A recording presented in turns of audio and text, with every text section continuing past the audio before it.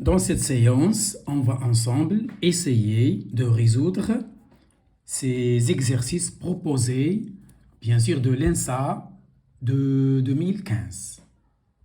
Et je commence par la partie physique. L'exercice 1. Un service de médecine nucléaire reçoit un échantillon d'un composé radioactif pur 2 jours après l'expédition. Prenez un crayon et soulignez ces valeurs numériques. 2 jours après l'expédition. Point. L'activité de l'échantillon au moment de la réception est 16 puissance 9 becquerels. Soulignez ça. L'activité de l'échantillon 8 jours après. Soulignez cette phrase aussi. Après, bien sûr, réception. Ne vaut que 10 puissance 9 becquerels. 1 milliard de becquerels. C'est-à-dire il y a diminution, il y a décroissance. Parce que la matière, cet échantillon radioactif, il s'est désintégré. Nous sommes donc dans la partie nucléaire. Donc la question Q21, cochez la bonne réponse. La période du composé radioactif, bien sûr qui a été reçu par la clinique ou bien l'hôpital, est de 1 jour. Ou bien la période de ce composé est de 2 jours. Ou bien la période de ce composé radioactif est de 8 jours. Ou bien elle est de 12 jours. Je rappelle que le T1,5 ou grand T selon la nomenclature classique, en note grand D ou bien T1,5, ça s'appelle la demi-vie. La demi-vie ou bien la période de l'échantillon radioactif. Ça y est? Donc, comment il faut procéder? Regardez ici. Vous tracez un axe pour faciliter le travail et pour simplifier la situation. Tracez un axe, l'axe des temps. Voici le moment de l'expédition. Je l'appelle O. Je traduis l'énoncé. 2 jours après la réception, donc à l'instant T1, il y a réception. À l'instant T0 égale 0. Puis à l'instant T1, là il y a expédition. Et là il y a réception. 8 jours après l'instant T2, c'est l'instant T2. Donc, l'instant 0, l'instant T1, donc de 0 à 1, c'est 2 jours. De T1, de 0 à ça, il y a ceci, 8 jours après. Donc cet axe, il va nous faciliter le travail. Ça y est? Donc, à l'instant T1 égale 2 jours, l'activité, je l'appelle A1, c'est 16 puissance 9 becquerel. Elle est donnée dans l'énoncé. À l'instant T2 égale 8 jours, à peu près une semaine, l'activité A2, bien sûr, elle va devenir petite. Donc c'est A2, 10 puissance 9 becquerel. La question, c'est chercher la demi-vie, T1,5. Je rappelle que la demi-vie, c'est la durée au cours de laquelle la moitié de la substance radioactive s'est désintégrée, ou bien la moitié est restée intacte. C'est la même chose. Ça y est? D'après le cours, je sais que l'activité à un instant T, en général, c'est A0 moins lambda T. Ici, j'ai l'instant T1, je note A1, T1. Ici, j'ai l'instant T2, je note A2, T2. Je rappelle que lambda, ce n'est pas une longueur d'onde. Lambda est une caractéristique, c'est une constante de la substance radioactive. Elle est en seconde moins 1, ou minute moins 1, ou heure moins 1, ou siècle moins 1. C'est un temps inversé. Donc, ça y est, je vais chercher T1,5. Le T1,5, il se trouve dans lambda. Je rappelle ici, regardez la définition de lambda, c'est du cours, il faut l'apprendre par cœur. Lambda, c'est ln, logarithme népérien. C'est ln de 2 sur T1,5. C'est très important. Donc, qui dit lambda, dit T1,5, à un ln de 2 près. Donc, je fais le rapport, voilà. Ça y est, le A0 saute, parce que je n'ai pas besoin de l'utiliser. Voilà. J'obtiens ln de A2 sur A1 égale lambda T1 moins T2. C'est-à-dire ceci égale lambda fois moins 6. Or, lambda, c'est ln de 2 sur T1,5. Et je déduis facilement T1,5 en utilisant les puissances de 10, sans utiliser de calculatrice. À peu près, c'est 2 jours. Donc, T1,5, c'est 2 jours. C'est la bonne réponse. Et je passe à la question, c'est-à-dire il faut cocher B. Donc, ici, c'est... c'est B. Question Q22. Maintenant, cherchez Oui, regardez ici. La question Q22. L'activité de l'échantillon au moment de l'expédition est 8 gigas, ou bien 20 gigas, ou bien 32 gigas, ou bien 42 gigas becquerel. C'est-à-dire, il faut chercher à 0. C'est-à-dire l'activité initiale, tout simplement. Donc, je vais utiliser soit A1, soit A2. Donc, si j'utilise j'utilise la formule qui lie A1 à A0, ou bien A2 et A0. C'est le même résultat. Par exemple, A0 égale A1 sur ceci. Donc, si vous utilisez A1, utilisez T1. Si vous aimez prendre A2, mettez ici T2 et vous trouvez le même résultat. Ou bien, voilà, je le mentionne ici, A0 égale A2 sur E moins lambda T2. Et je tire A0, c'est 32 gigabecquerel. Ça y est, je passe à la question, c'est-à-dire exercice 2. Ça y est, pour le nucléaire, c'est tout ce qu'il y a. Je passe à la... Pardon. Il y a l'exercice 2, c'est aussi nucléaire, exercice 2. Voilà. Lors de la catastrophe de Tchernobyl, qui se trouve en Ukraine, de césium-130 a été libéré dans l'atmosphère. Donc, le césium-130, ça y est, a été libéré dans l'atmosphère. Sachant que le césium-137 est radioactif bêta-. L'énergie libérée par cette désintégration d'un noyau de césium-137 est plus proche de la valeur. Voilà, et on va chercher. Quelle est l'énergie libérée par la désintégration d'un noyau de césium-137 lors de cette catastrophe? Est-ce que c'est 0,69 mégaélectronvolts, ou bien le B mégaélectronvolts, ou bien le C mégaélectronvolts, ou bien le D mégaélectronvolts? La première des choses à faire, j'écris l'équation qui modélise cette désintégration. Le césium-137, il va donner le barium-137 plus bêta-, ce sont des négatants, c'est E moins 1, 0. On nous demande l'énergie E libérée lors de cette désintégration de radioactivité bêta-. E, avec E, c'est la valeur absolue de delta E. C'est la même chose.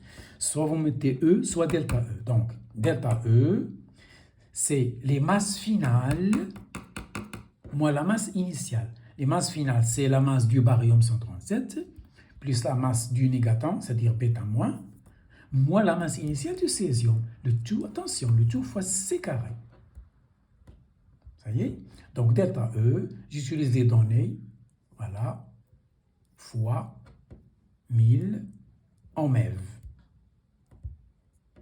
Donc, E égale delta E en valeur absolue, c'est 0,61 MeV, c'est 0,69 MeV. C'est proche de 0,61 MeV. Ça y est?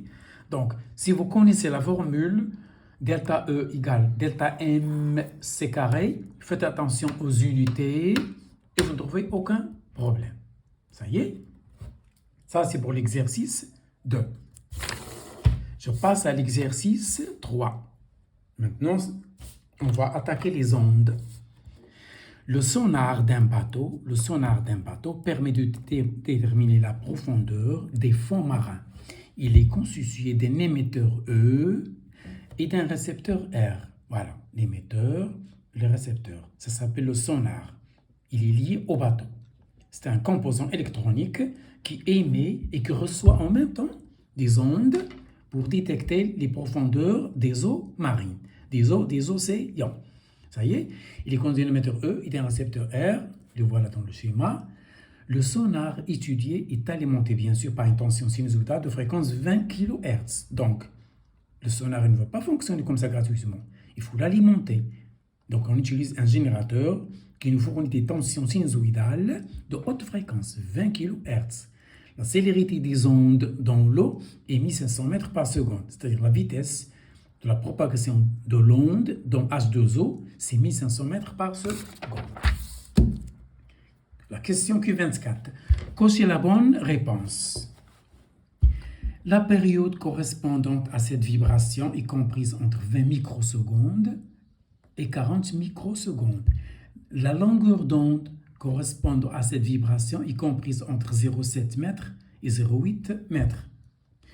La longueur d'onde correspondant à cette vibration est comprise entre 0,074 mètres et 0,075 mètres. Une de ces propositions est juste, une et une seule. Cette vibration est dans l'infrarouge. Ça y est? Et voilà, on va répondre facilement. La première des choses, c'est faire un petit croquis qui illustre le cas étudié. Voici le bateau. Voici l'émetteur, E, il émet une onde. Et chaque fois que l'on trouve un obstacle, elle se réfléchit. Qui la capte? Le capteur. Donc l'émetteur, il émet. Chaque fois qu'il y a un obstacle, hop, elle subit une réflexion. Et elle revient et elle est captée par le capteur. Donc elle effectue un aller-retour. Un va et un vient. Ça y est? Donc la distance entre le composant électronique, c'est-à-dire émetteur-récepteur, et l'obstacle, c'est D. C'est la distance D. C'est une hauteur. La fréquence est de 20 kHz. Le générateur qui alimente le bateau, le sonar, c'est 20 kHz. Il a une fréquence de 20 kHz. La vitesse la célérité des ondes dans l'eau, c'est 1600 mètres par seconde. Donc la première question, elle est facile. On nous demande la période. La période, bien sûr, c'est l'inverse de la fréquence. Voilà.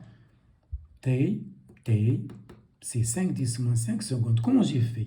T, c'est 1 sur F. Attention, F, il faut le convertir en Hertz. C'est-à-dire que je prends 20 kg et je la multiplie par 1000. Et je mets 1 sur 20 fois 1000. Et je trouve ceci secondes. Voilà la période de cette vibration. Ça y est? La question suivante, Q24. Voilà où est-ce qu'on était.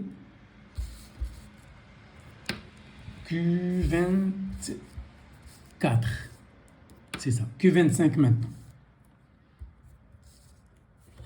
Voilà. Le sonar, l'eau, voilà. La période, voilà. Et la question suivante, elle concerne la longueur d'onde. Oui. Donc c'est Q24. Ça y est? Q24. Q24, oui. Lambda, je sais que lambda égale TV. T, c'est ceci, on l'a déjà calculé. Donc, lambda, c'est en mètres, c'est 0,075 mètres. Donc, cette valeur, elle est encadrée entre cette valeur et cette valeur. Voilà l'encadrement qu'il faut cocher. C'est la question 24. Donc, lambda appartient à l'intervalle 0,074 mètres et 0,076 mètres. Question Q25. Question Q25. Voilà. Le bateau équipé d'un sonar est situé, faites attention à ça, est situé à D égale 800 mètres au-dessus du fond. Donc, il se trouve à une altitude du fond de 800 mètres. Il se déplace à 15 nœuds. Donc, pour les marins, ils utilisent une vitesse qui se calcule en nœuds. Donc, lorsqu'on dit 15 nœuds ou X nœuds, c'est une vitesse. Qu'est-ce que c'est qu'un nœud? C'est 1,8 km par heure. Donc, le nœud, il a un lien avec kilomètre par heure. Donc, pour les marins, le nœud, c'est une vitesse. Donc, un nœud, c'est 1,8 km par heure. C'est à peu près des kilomètres par heure. Ça y est? Donc, le récepteur lié au bateau reçoit des vibrations émises par l'émetteur s'effectue en ligne droite. Donc, l'émission et la réflexion des ondes se fait rectiligne, selon une hauteur selon une droite rectiligne, pour faciliter les calculs. Donc, la distance parcourue par le bateau pendant la durée qui s'est écoulée entre l'émission et la réception des vibrations est, attention ici, on vous demande la distance traversée par le bateau, pas par les ondes. Voilà le schéma. Regarde ici. On nous demande ici le X bateau, c'est-à-dire la distance traversée par le bateau. Sachant que l'instant de cette qu'il va faire pour effectuer cette distance XP est T. C'est le même instant qui s'effectue du bateau et le fond. T, je les mets en bleu. Le T entre le bateau et le fond, c'est le même T que fait le bateau pour traverser la distance XB. D ici, c'est une hauteur. D 800 mètres, c'est cette hauteur. C'est entre le sonar, le fond du bateau, et le fond de la mer, de l'obstacle. C'est cette distance. Tout est dans le schéma. On me demande cette distance traversée par le bateau pendant le même instant qui s'écoule entre le sonar et le fond de la mer. Vous voyez? Donc, je sais qu'un nœud, c'est 1,8 km/h. La vitesse du bateau est donc VB, donc je le convertis en unité dans le système international. On nous donne que la vitesse du bateau, c'est 15 nœuds. Donc, c'est 15 fois 1,8 km/h. Donc, c'est 27 km/h. C'est la première des choses à faire. La question, c'est chercher X traversé par B. Puisque la vitesse est constante, il s'agit d'un mouvement rectiligne-uniforme. Donc, la vitesse V, donc l'équation voilà, c'est X égale VT plus X0. Il n'y a pas de X0, je pars de l'origine. Donc, X égale VT. X, c'est XB. Et VB, c'est la vitesse du bateau, que je viens de chercher en km/h. Ça y est? Je veux X. Ce qui me dérange, c'est T. Or, je vais exploiter la célérité de l'onde dans l'eau. Je sais que la vibration émise, elle fait un aller et un retour. Un aller, elle traverse D. Un retour, un autre D. Donc, c'est 2D. Donc, l'instant ici, T, c'est 2D sur V de la propagation des ondes. Parce que l'onde, elle fait un aller et un retour. Donc, la vitesse de l'onde dans l'eau, pendant un instant T, elle traverse 2 fois la distance. 2D. Aller et retour. Faites attention à ça. Le schéma est important. Ça y est, j'ai la distance D, c'est 800 mètres. Je le multiplie par 2. J'ai la vitesse de l'onde dans l'eau, c'est 1500. Et je trouve l'instant dans le système international, c'est 1,06 secondes. Et ça y est, je dis facilement mon XB. C'est 27 10 puissance 3. Je vais convertir cette vitesse en mètres par seconde. Mètres par seconde. Fois 10 puissance 3. 1 heure, c'est 3600 secondes. Fois 1,06. Faites attention aux unités. Ne pas travailler avec kilomètres par heure. C'est mètres secondes. Et je fais le calcul. Sans calculatrice, je simplifie les puissances de 10. Je trouve 7,95. À peu près, c'est 8 mètres. Ça y est, c'est 8 mètres. Et je passe à l'exercice 4. Ça y est, toujours dans la lumière, toujours dans les ondes. Donc, c'est la diffraction ici. Le phénomène de diffraction a lieu dès que la lumière traverse une fente dans la dimension de sa largeur et de l'ordre de.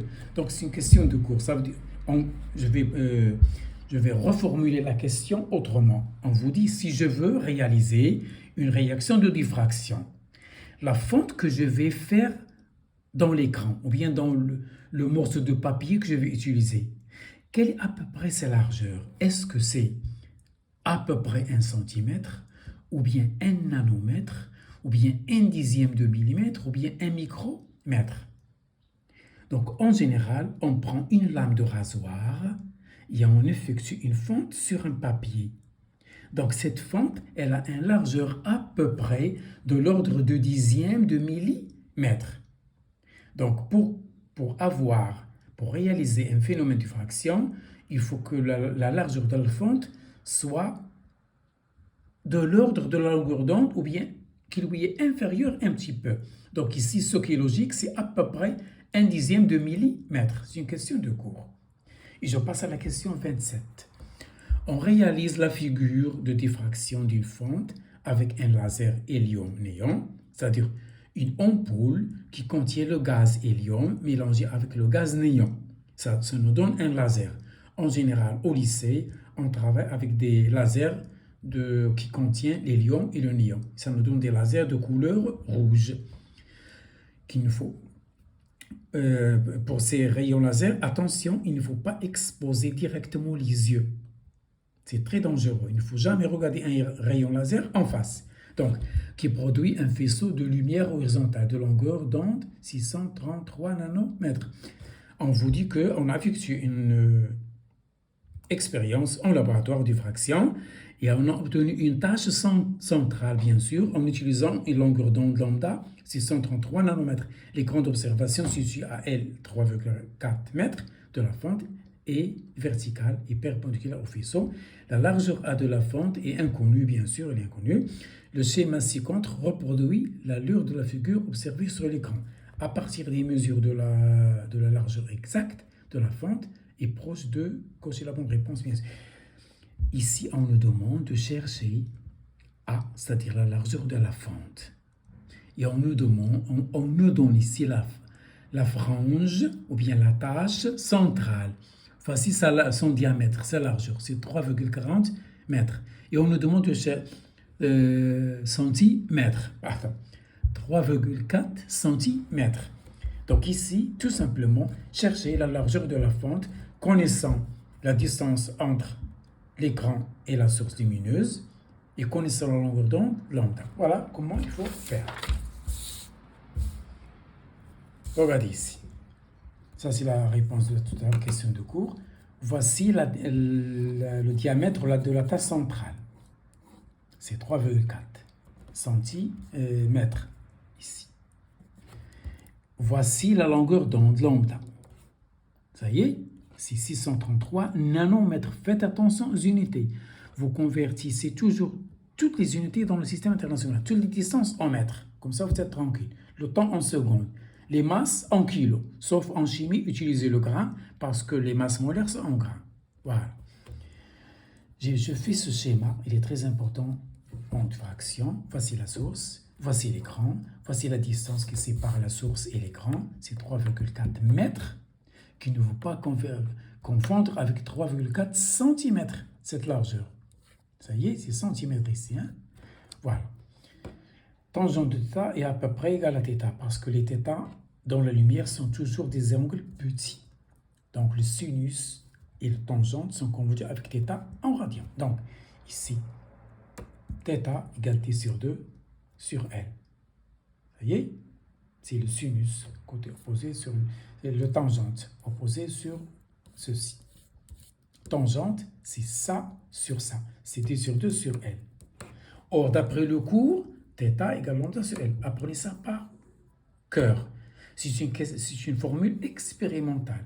Donc, θ égale lambda sur A. Θ, c'est cet angle. C'est un cône de demi-angle θ et d'angle de θ. Ça y est, ça égale à ça. Et voilà A. Je passe à l'application numérique. Faites attention aux unités. Je trouve à peu près 0,13 nanomètres. Ça, c'est pour l'exercice. Millimètres. 0,13 millimètres. Ça y est. Ça, c'est pour l'exercice 4. Et je passe à l'exercice 5. L'exercice 5. Voilà, je lis l'exercice. Maintenant, on est entré dans la partie mécanique. Dans le cas d'un mouvement circulaire uniforme, ça c'est l'hypothèse, donc mouvement circulaire uniforme. Cochez la bonne réponse. Est-ce que c'est le vecteur vitesse qui est constant, ou bien la valeur de l'accélération qui est nulle, ou le vecteur accélération est nul, ou la valeur de l'accélération est constante? L'une de ces 4 suggestions est exacte, est bonne, est vraie. Les autres, non, elles sont fausses. Comment on fait? Sachant que l'hypothèse, c'est mouvement circulaire uniforme. Mouvement circulaire uniforme. Voilà comment il faut faire. Ça y est, exercice 5. Question 28. L'hypothèse, mouvement circulaire uniforme. Chaque fois que vous avez un mouvement curviligne, parabolique, elliptique, circulaire, pensez aux repères de Freenid. C'est mieux que les coordonnées cartésiennes. Les calculs, ils sont faciles. Donc ici, puisque le mouvement est circulaire uniforme, l'accélération tangentielle, elle est nulle. Puisque l'accélération tangentielle, c'est la dérivée du module de la vitesse. Or, ici, la vitesse, son module est constante. Son module est constant, ou bien sa norme est constante. Donc, l'accélération tangentielle à t est nulle. Donc, l'accélération totale se confond avec l'accélération normale. N'oubliez pas que A, vecteur, égale AT plus AN. Ici, AT est nul. Donc, A égale AN. Donc, je peux enlever les flèches puisque j'ai A égale AN, ça c'est nul. C'est ce que j'ai fait. Or, AN, je suis dans le repère de Frémy. C'est V carré, la norme de la vitesse, sur R. Or, V carré, il est constante, d'après l'hypothèse mouvement circulaire uniforme. Et le rayon est constant. Donc, le rapport est constant. Donc, c'est la réponse D. C'est-à-dire l'accélération, elle est constante. Ça y est, c'est très logique. Et je passe à l'exercice 6. Je suis toujours en mécanique. On considère deux satellites S1 et S2 qui tournent autour de la Terre, de même masse M, évoluant respectivement à une distance R1, c'est-à-dire la hauteur H1, ou bien petit r1. Durant le cours, durant toute l'année, avec votre professeur, vous notez petit r en général. Et R2 du centre de la Terre. Donc, la hauteur du satellite S1 par rapport au centre de la Terre, c'est R1. La hauteur du satellite S2 par rapport au centre de la Terre, c'est R2. On suppose qu'ils n'interagissent pas entre eux. Cochez la bonne réponse. La période T1 du satellite S1 est supérieure à la période T2 du satellite S2. Le rapport A1-A2 des deux accélérations de S1 et 2 est égal à ceci, R2 sur 1 au carré. Ou bien, les vitesses des deux satellites sont indépendantes de la masse de la Terre. Ou bien, la vitesse angulaire de rotation du satellite S1 est inférieure à celle de S2. Bien sûr, vous allez essayer A1, A, B, C, D, des calculs rapides. Vous allez trouver toutes les suggestions sont fausses, sauf C. Voilà comment il faut faire. Regardez ici. Voilà un schéma. Voilà la Terre de rayon RT, de centre O. Voilà le satellite S1. Il évolue à une hauteur R1. Je suis dans le référentiel géocentrique, c'est-à-dire lié au centre de la Terre. Le satellite S1 se trouve à une altitude R1. Le satellite S2 se trouve, lui, à une altitude R2. Voilà en bleu. R2, R1. Ça y est, la trajectoire du satellite S1, la trajectoire de S2. Ça, c'est le centre de la Terre. Je sais que pour un mouvement circulaire uniforme, la vitesse d'un satellite autour de la Terre, c'est racine de Gm de la Terre sur la hauteur H. Ici, c'est petit r. Pour le satellite S1, c'est R1. Pour le satellite S2, c'est R2. Ça, Gm de la Terre. Puisque je tourne autour de la Terre, je mets Mt. Si je tournais autour du Soleil, je mettrais M du Soleil. Ça y est, ça c'est le cours. La vitesse, c'est racine de Gmt sur la hauteur H. Ici, on le note R. Or, Gmt, c'est G0 sur le sol, c'est-à-dire 10 newtons par kilogramme au pied-mètre par seconde carré. C'est G0, R de la Terre au carré. Ça, c'est le cours. Apprenez ça par cœur. Toujours, Gmt, c'est G0, R au carré. RT, c'est-à-dire le rayon de la Terre. Mt, c'est la masse de la Terre. Attention, R, c'est la distance du centre de la Terre au satellite, que vous notez d'habitude en classe petit r. Ça y est, donc la vitesse, c'est racine de G0 RT sur R. J'ai fait sauter GMT et j'ai noté G0 RT. RT, c'est le rayon de la Terre. Donc, qu'est-ce que je constate? Il n'y a pas ici la masse de la Terre. Donc, la vitesse du satellite S1, je mets ici R1. Pour V2, je mets ici R2. Il n'y a pas la masse de la Terre. Donc, la bonne réponse, les deux vitesses sont indépendantes de la masse de la Terre. Il faut cocher C. C'est bon? Et je passe à l'exercice 7. Je passe à l'exercice 7. Voilà, je suis toujours en mécanique. Donc ici, là, c'est la conservation de l'énergie mécanique. Un pistolet à ressort destiné pour lancer des fléchettes est placé horizontalement, tout à l'heure je fais le schéma, à une hauteur h égale 1,8 m. Vous pensez toujours à faire un petit schéma, ça vous aide du sol. La longueur à vide du ressort et L0 égale 10 cm. Par l'introduction d'une flèche de masse m égale 50 grammes, c'est-à-dire je comprime le ressort, il se comprime. Et sa longueur finale devient L1 4. Donc il passe de L0 10 cm à L1 4 cm. C'est-à-dire il y a compression de combien? De 6 cm en valeur absolue. Donc il y a compression, c'est-à-dire moins 6 cm. Mais en valeur absolue, c'est 6 cm. Donc il y a compression ici. On néglige, si le système est utilisé dans les armes à feu, on néglige tous les frottements, c'est-à-dire il y a conservation de l'énergie. Donc je peux utiliser le théorème de l'énergie mécanique, comme je peux utiliser le théorème de l'énergie cinétique. J'utilise le théorème qui me convient. J'utilise le théorème qui est adéquat à la situation. On prendra la valeur du champ de pesanteur terrestre, G égale 10 mètres par seconde. Seconde carrée. Je rappelle que G est la 2 unités, soit mètres par seconde carré, soit newton par kilogramme. Ce sont 2 unités équivalentes. Donc, qu'est-ce que 30? Sachant qu'il faut une force de 5 newtons pour comprimer le ressort de 1 cm. Pour comprimer le ressort de 1 cm, vous pouvez utiliser une force de 5 newtons. Ça sert à quoi ces données? Ces données servent à calculer la constante K du ressort. Ça y est? Faites attention à ça. Donc si je veux chercher K, j'utilise cette force et cette distance. La vitesse de la flèche, lorsqu'elle quitte le pistolet, voilà la question. Donc ici, on vous demande la vitesse que peut avoir la flèche pour quitter le pistolet. Est-ce que c'est A, 4 mètres par seconde, ou bien B, 6 mètres par seconde, ou bien C, 8 mètres par seconde, ou bien D, 10 mètres par seconde? Ça y est? Donc ici, il faut chercher une vitesse. N'oubliez pas qu'il n'y a pas de frottement. Donc il y a conservation de l'énergie. Voilà comment il faut procéder. Voilà le sol. Regardez ici. Voilà le sol. Voilà mon pistolet. C'est un ressort. Il a une raideur K. Je comprime le ressort.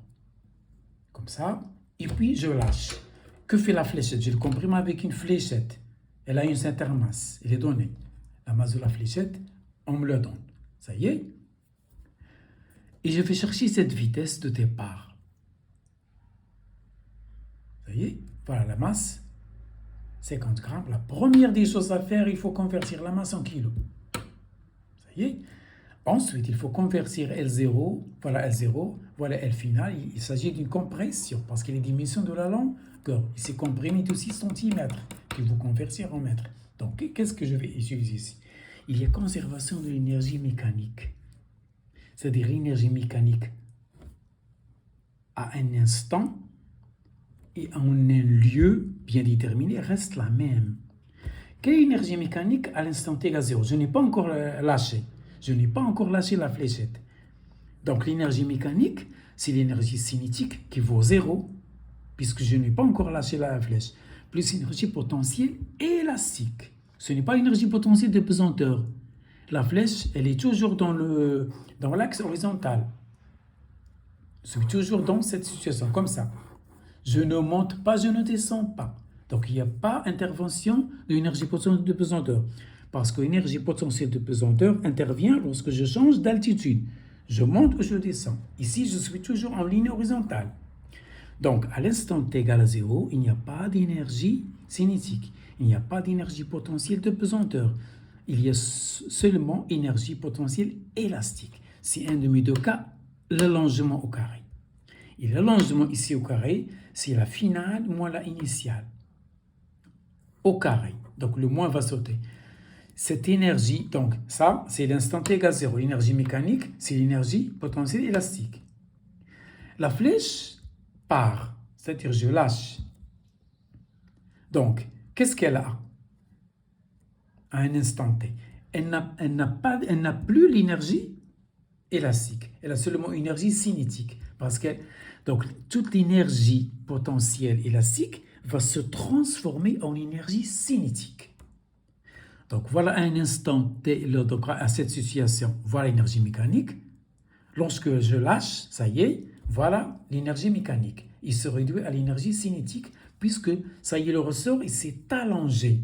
Il n'a plus d'allongement, donc il n'a plus d'énergie potentielle. D'une autre manière, l'énergie élastique, ici, potentiel élastique, se transforme entièrement. Il n'y a pas de frottement. Le système est isolé. Toute énergie ici, emmagasinée dans le ressort, va passer à l'énergie cinétique. Donc, l'énergie potentielle élastique, elle est égale entièrement à l'énergie cinétique, tout simplement. Donc, si j'ai cette égalité, le problème est résolu. Delta L, c'est la L1 moins L0, c'est une compression. C'est L final moins L initial. C'est moins 6 cm qu'il faut convertir en mètres. Le cas, comment je cherche le cas? Je sais que F égale Kx. J'écris ici. F égale K fois l'allongement X. On me donne F, 5 newtons. Et on me donne X. De combien ça le donne énoncé? Ça y est? On vous le donne. Ah, le voilà ici. J'écris ça. Donc K égale F sur X. C'est F sur X. Attention, X en centimètres, je convertis au mètre. Et voilà le cas. C'est 500 newtons par mètre. Faites attention à ça. Et je tire ma vitesse V0. Racine de ceci, 6 mètres par seconde. Très simple. Ça y est, le schéma est important. Et je suis toujours dans l'exercice 7, mais la question Q31. Voilà, ici. Maintenant, la flèche, elle tombe sur le sol. Donc ici, il s'agit du mouvement d'une particule dans le champ de pesanteur. C'est ce que vous avez étudié durant presque toute l'année en mécanique. Ça y est, donc la flèche tombe sur le sol à une hauteur 1,8 mètres. La valeur de sa vitesse lorsqu'elle touche le sol vaut. Donc on veut demander ici la vitesse lorsqu'elle touche le sol. Voilà le schéma. La flèche, elle était là, voilà, hop, elle fait une parabole, donc c'est une trajectoire parabolique, et à un instant T, elle tombe ici. À l'instant du choc, du contact, de la collision, on vous demande V en H. Ne me dites pas que la vitesse en H est nulle. Il ne faut pas que j'attende que la particule s'immobilise. À l'instant du choc, elle a une forte énergie cinétique. Ça y est, on me demande cette vitesse, très simple. Voilà. J'utilise le théorème d'énergie cinétique entre le point de départ et le point H. Donc, EC final moins EC initial égale le travail du poids. Le travail du poids ici, c'est MGH. MGH. Et je tire la vitesse VH. C'est 6 racine de 2 mètres par seconde. Ça, c'est l'exercice 7. C'est l'exercice 7. Et je passe maintenant à l'électricité. Exercice 8. Ça y est, l'exercice 8. C'est l'électricité. Voilà, je vous l'ai énoncé. L'électricité, voilà, c'est très simple, c'est classique. On charge un condensateur sous une tension de 6 volts. C'est-à-dire le générateur, il a une FM de 6 volts. Puis on utilise la décharge, puis on va balancer l'interrupteur sur l'autre partie. Donc, on veut le charger, ensuite on veut le décharger sur une bobine. On veut donc la FEM du générateur, C du condensateur, c'est 0,5 microfarad. Attention, il faut convertir toujours en farad pour faire les calculs. Et sur l'écran d'un oscillo, on visualise l'oscillogramme, des vibrations. On obtient, voilà, on veut dans la base du temps, faites attention à ça, 2 volts par division, horizontalement, c'est le temps. Et 0,1, verticalement. Sensibilité, le temps est toujours horizontal. Donc, chaque fois que vous avez une division horizontalement, une division, c'est-à-dire un petit carreau, alors vous avez 0,1 milliseconde. Chaque petit carreau horizontalement représente 0,1 milliseconde.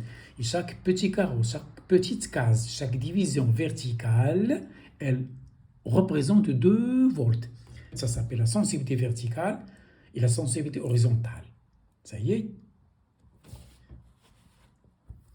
Base du temps, sensibilité. Ici, regarde ici, ils se sont trompés. La base du temps, c'est celle-là. C'est 0,1 milliseconde. Attention, la base du temps, c'est le temps. C'est ça. Et la sensibilité, c'est ceci. Ils se sont trompés. La base du temps, c'est l'horizontale. C'est ça, 0,1 mètre par seconde par division. C'est ça la base du temps. Faites attention. Et la sensibilité verticale, c'est celle-là, de volts par division. Ils se sont trompés. Ça y est, question Q33. Donc, je répète, pour fixer les idées, l'axe horizontal sur l'écran, voilà, je le mets ici, sur l'écran de l'oscillo, là, c'est le temps. Et là, ce sont les volts, ce sont les tensions. Ça, c'est la sensibilité verticale. Et ça, c'est la base du temps. Ils ont inversé les données. Donc, on vous demande ici, la pseudo-période des oscillations est plus proche de ceci microsecondes, ou bien ceci micro, ou bien ça. Donc, il faut choisir. Comment on fait? Je prends le maximum, le premier, et le deuxième maximum, ça y est, et je cherche, il y a combien de cases qui les séparent horizontalement. C'est-à-dire, je vais compter à partir de ce sommet. Et de ce sommet, je cherche combien de cases séparent ces deux sommets. Voilà. Et je multiplie par 0,1 millisecondes. Ça y est. Voilà. U égale 6 volts. La capacité 0,5 microfarad du condensateur. La sensibilité horizontale, c'est le temps. Faites attention, 0,1 millisecondes. Et la verticale, KV, KH, c'est le temps, KV, c'est les tensions, c'est 2 volts par division. Voilà, la pseudo-période, c'est 0,1 millisecondes fois 3 cases écart, 3,25. Et vous trouvez à peu près 0,325 millisecondes, c'est ça la pseudo-période. Ou bien 320 microsecondes. Ici, millisecondes, ou bien 320 microsecondes. Je rappelle qu'un micro quelque chose, c'est 10 puissance moins 6 de ce quelque chose. Un microgramme, c'est 10 moins 6 grammes. Un microseconde, c'est 10 moins 6 grammes, etc. Ce sont des rappels, c'est important. La question Q34. L'ordre de grandeur de pourcentage de l'énergie perdue par l'oscillo au cours d'une période est compris entre. Donc, ici, on vous donne un encadrement. Vous cherchez l'énergie perdue et vous cherchez son encadrement. C'est le premier, le deuxième, le troisième ou bien le quatrième. Pour la question de tout à l'heure, c'est B, hein? Cochez B. Voilà. À l'instant t égal à 0, l'énergie stockée par le condensateur EC0, c'est 1 demi C UC1 au carré. Ça y est, c'est-à-dire EC0. À l'instant T1, c'est ceci. Donc, T1, UC1, et là, c'est UC0. À l'instant T0, voilà le U0, 6 volts. À l'instant T1, voilà le UC1, c'est 5 volts. Vous remplacez ici, vous cherchez UC0. Vous remplacez là, vous cherchez EC1. Donc, voilà EC0 et voilà EC1. Regardez que remarquez une chose, c'est l'énergie a diminué. Donc, il y a perte. Donc, il y a une résistance dans le circuit quelque part. Donc, il y a perte d'énergie par effet joule. Donc, le pourcentage de l'énergie perdue, c'est la question. C'est delta E, la variation sur le premier. Donc, c'est un rapport. Vous comparez la variation de l'énergie à l'énergie initiale. Donc, c'est delta E sur E, c'est 0. Attention. C'est comme une dérivée. Ça y est, f de x0 moins f de x sur x moins x0. C'est la même chose ici. Donc, delta E, c'est E0. Donc, c'est ceci sur 9. Donc, vous trouvez 30,5%, c'est A. Et je passe à la question Q35. En admettant, donc l'encadrement qui convient, c'est A. Question Q35. En admettant que la pseudo-période, c'est à peu près la période propre de l'oscillo, etc. Ou bien, oui, c'est ça. Donc, cherchez L. En admettant que T, la pseudo-période égale T0 propre du circuit, que vaut l'inductance de la bobine? 5 mA, ou bien 5,5 mA, ou bien 8 mA, ou bien D égale 10 mA. Très simple. Dans le cours, vous avez la période propre, c'est 2π racine de LC. C'est dans le cours. La pseudo-période, si vous avez un circuit LC, la période ou bien la pseudo-période, c'est 2π racine de LC. Ça s'appelle la formule de Thomson. vous élevez au carré pour chasser la racine et vous isolez la L. Ça y est, passé au calcul. Ça y est. Donc, T0 carré, faites attention. Vous convertissez les microsecondes en secondes. C'est 0,301 fois ceci. Attention. Sur 40, pi 4 pi carré. Pi carré, c'est 10. Fois 4, c'est 10. C'est 40. Fois C, c'est 5 10 moins 7. Tout calcul fait, vous trouvez 5 10 moins 3 Henri, ou bien 5 milli Henri. Dans cette unité, on va traiter la chimie de l'ENSA 2015. Et je commence par l'exercice 9. Il s'agit d'un dosage, bien sûr, acido-basique. Donc, le dosage de 20 ml d'une solution d'hydroxyde de potassium nécessite 16 ml d'une solution d'acide chlorhydrique. C'est mal écrit ici. Hein, à 10-1 mol par litre. C'est-à-dire, si on veut donner Ca, j'ignore Cb. Donc, je vais doser la base. Donc, j'ignore Cb. Et je connais Ca. Il faut noter comme ça. Ça, c'est Ca. Ça, c'est Vb. Et je ne connais pas Cb. Et je connais le Vb. La masse d'hydroxyde de potassium solide dissoute pour préparer 250 ml de la solution basique vaut. Donc ici, on vous demande quelle est la masse des pastilles, des cristaux de NaOH utilisés, de potassium, de KOH utilisés pour préparer un quart de litre de cette solution qui va nous faire ce dosage. Donc ici, je connais Vb, je connais Ca. Et je connais Va, 16 ml. Donc je connais Va, Ca, Vb. Je ne connais pas Cb. Et on me demande ici, quelle est la masse de la base? Quelle est la masse qu'il faut peser dans la balance pour pouvoir calculer Cb et faire ce dosage? Donc ici, on me demande M de la base. Regardez ici. Ça y est? Donc, dosage de OH- par H3+, KOH par HCl. Donc, puisqu'il y a un dosage, donc à l'équivalence, le nombre de moles de OH- égale le nombre de moles de H3+. Donc, c'est-à-dire CaVaE égale CbVb. Donc, je ne connais pas Cb.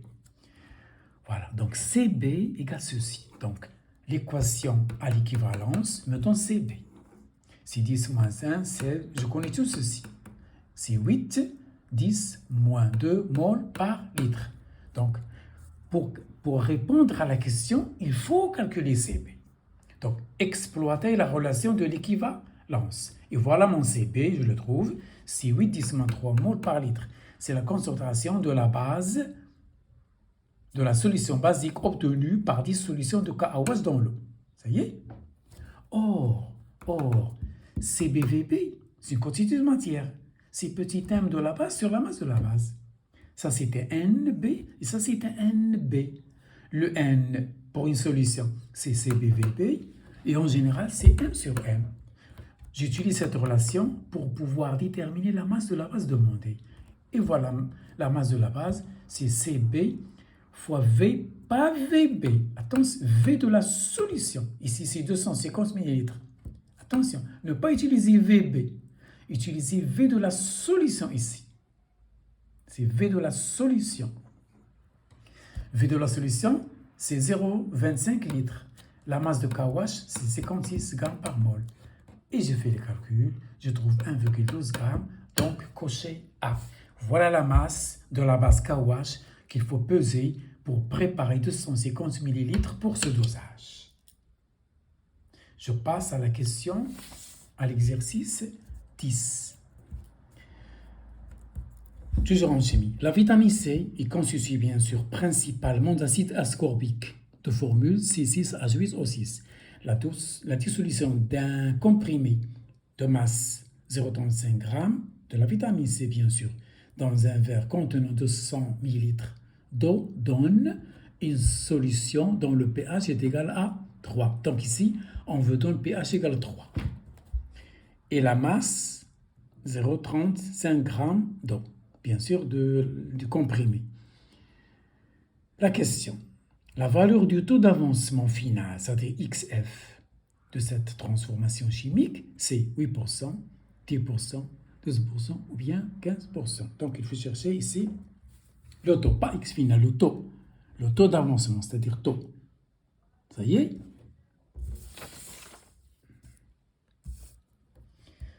La masse de la vitamine C, c'est 0,35 grammes. La vitamine C se réduit, pour simplifier, à l'acide ascorbique, que je symbolise ici par, en général, AH. Dans de l'eau, je mets un comprimé dans de l'eau. Il y a effervescence. Donc la vitamine C va se dissoudre en libérant sa base conjuguée et H3+. Donc c'est un milieu acide. Le volume de la solution, le volume de l'eau que j'obtiens, contenant bien sûr la vitamine C, c'est 200 ml. On me donne le pH égale 3. On me donne la masse molaire de l'acide ascorbique. C'est 176 grammes par mol. Et on me demande taux. Je sais que tu as pris le cours, c'est une réaction totale. Je sais que taux, c'est la concentration H3O+, pour un acide sur Ca. Pour une base, c'est HO- sur Cb. Ici, c'est un acide. C'est H3O+, concentration sur Ca, ou bien 10 moins pH sur Ca. Parce que H3O+, c'est 10 puissance moins pH, par définition. Et voilà, taux égale ceci sur Ca, c'est 10%. Je rappelle que Ca, c'est Na sur Vs. Et Na, c'est Ma, c'est grand Ma sur Vs. Donc Ca, donc voilà comment j'ai obtenu Ca que j'ai utilisé ici. Ça y est, et voilà le taux, c'est 10%. Donc il faut cocher B. Voilà pour ce qui est dosage acido-basique. Maintenant, on va passer à l'oxydoréduction, l'exercice 11. Il s'agit des piles. Voilà.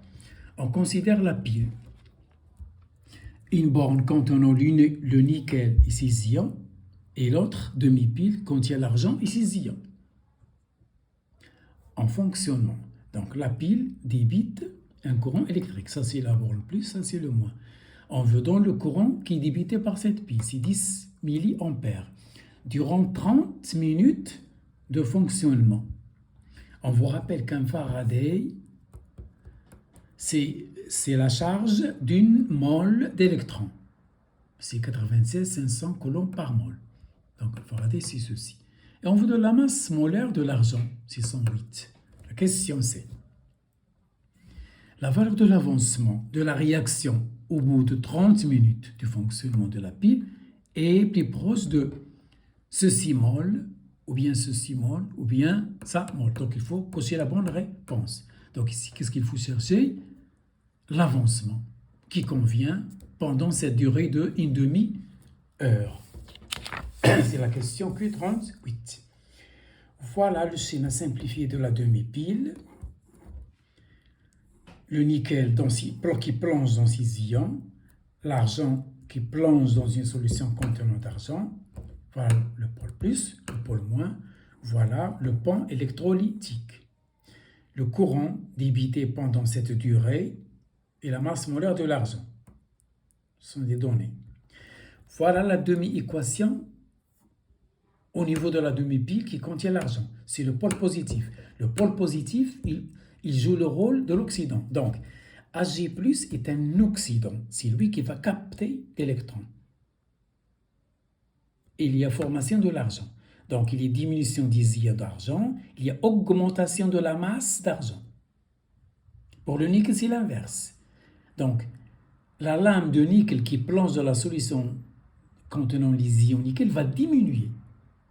Alors que la masse de l'argent va augmenter. Ça y est, je sais que I delta T égale le nombre de moles d'électrons pour le Faraday. Ça, c'est le cours. D'après cette demi-équation, N de E sur 1 égale X. Donc, par définition, qu'est-ce que l'avancement? Ce nombre de moles d'électrons sur le coefficient égale nombre de moles d'argent sur 1 égale nombre de moles d'ion argent ou l'argent sur 1. Donc, ce qui m'intéresse, c'est ce rapport. Donc, NE égale X. Et cette relation. Donc, j'ai déduit que X égale I delta T sur F. Je remplace ici NE par X. Et je tire le X, l'avancement. Je fais les calculs. Attention, Je convertis toujours dans le système international. Et voilà mon avancement, c'est 18, 10-5 mol. Ça y est, très simple. Écrire la demi-équation, cette relation du cours, la proportionnalité, vous combinez ces deux et vous tirez votre x rapidement et facilement. Je passe à la question Q39, toujours l'exercice 11. La variation de la masse de l'électron d'argent est proche de 5 mg, 10 mg, 15 mg ou 20 mg. Donc la masse de l'électron d'argent. C'est-à-dire delta M de l'argent. Je sais que I delta T égale nombre de moles d'électrons pour Faraday. Je sais toujours que Ne sur 1 égale N de l'argent. Or, N de l'argent, c'est M sur N. Je remplace cette expression ici. Et j'obtiens là. Et voilà la masse demandée. Faites attention au calcul. La masse, le courant, le temps en secondes, I en ampères, et le Faraday, c'est dans le système international. J'ai fait des calculs en exploitant les puissances de 10, et je trouve ça en grammes, que je peux noter en milligrammes. Donc la variation delta M, ou bien M, c'est 20 milligrammes. C'est la bonne réponse. Ça y est, donc il faut cocher D. Ça, c'est Q39, c'est l'exercice 11. Et je passe maintenant à l'exercice 12, et ça sera le dernier exercice pour aujourd'hui et dans cette séance.